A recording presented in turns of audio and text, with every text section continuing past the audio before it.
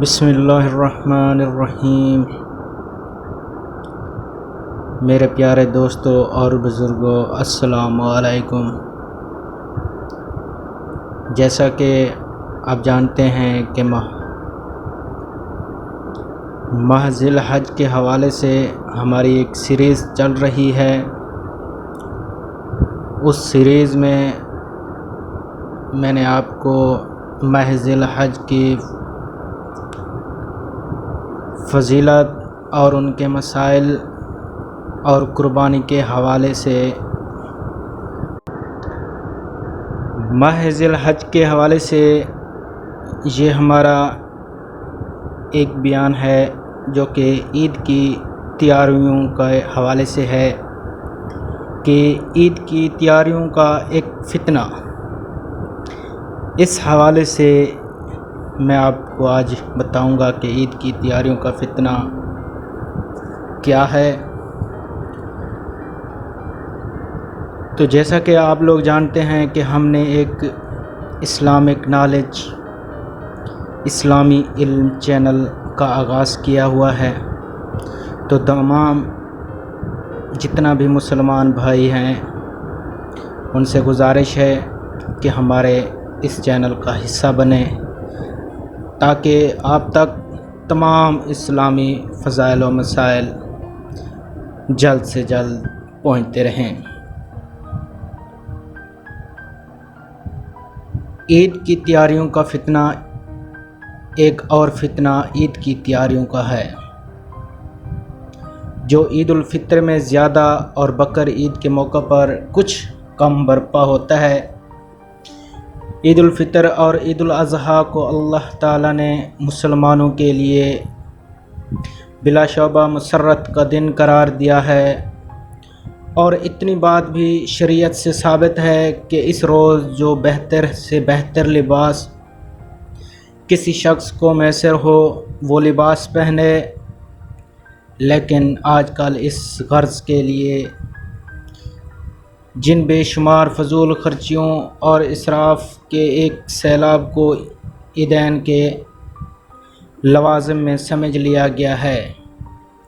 اس کا دین اور شریعت سے کوئی تعلق نہیں۔ آج یہ بات فرض و واجب سمجھ لی گئی ہے کہ کس شخص کے پاس مالی طور پر گنجائش ہو یا نہ ہو، لیکن وہ کسی نہ کسی طرح گھر کے ہر فرد کے لیے جوتے ٹوپی سے لے کر ہر چیز نئی خریدے، گھر کی آرائش و زیبائش کے لیے نت نیا سامان فراہم کرے، دوسرے شہروں میں رہنے والے اعزاء و اقارب کو قیمتی کارڈ بھیجے، اور ان تمام امور کو انجام دہی میں کسی سے پیچھے نہ رہے۔ اس کا نتیجہ یہ ہو رہا ہے کہ ایک متوسط آمدنی رکھنے والے شخص کے لیے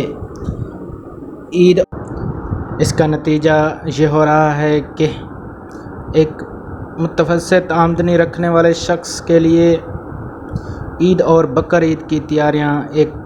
مستقل مصیبت بن چکی ہیں۔ اس سلسلہ میں اپنے گھر والوں کی فرمائش پوری کرنے کے لیے جب جائز ذرائع کو ناکافی سمجھتا ہے تو مختلف طریقوں سے دوسروں کی جیب کاٹ کر وہ روپیہ فراہم کرتا ہے تاکہ ان غیر متناہی خواہشات کا پیٹ بھر سکے۔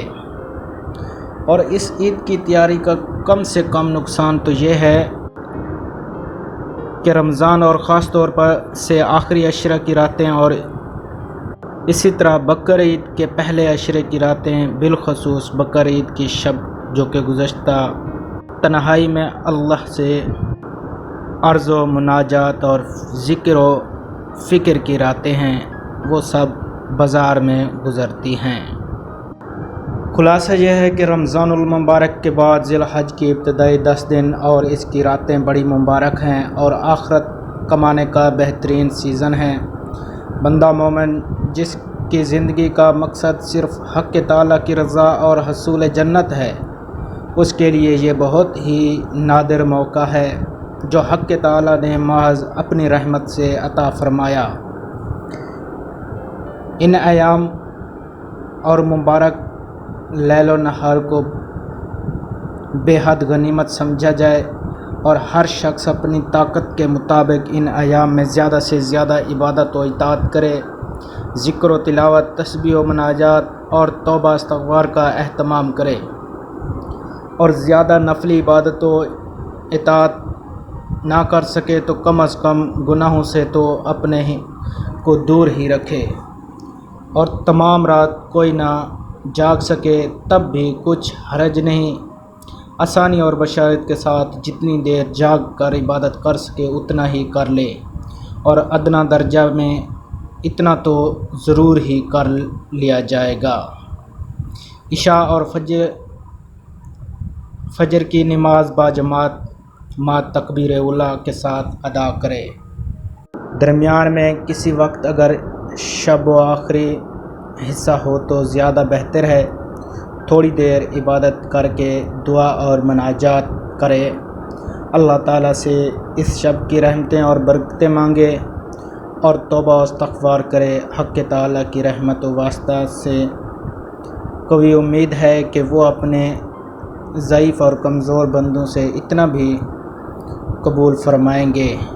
اور محروم نہ فرمائیں گے۔ اللہ تعالیٰ ہم سب کو اس پر عمل کرنے کی توفیق عطا فرمائے۔ آپ بھی اس پر عمل کریں اور دوسروں کو اس کے بارے میں بھی بتائیں۔ اللہ تعالیٰ آپ کا حامی و ناصر ہو۔ اللہ حافظ، اپنا خیال رکھیے گا۔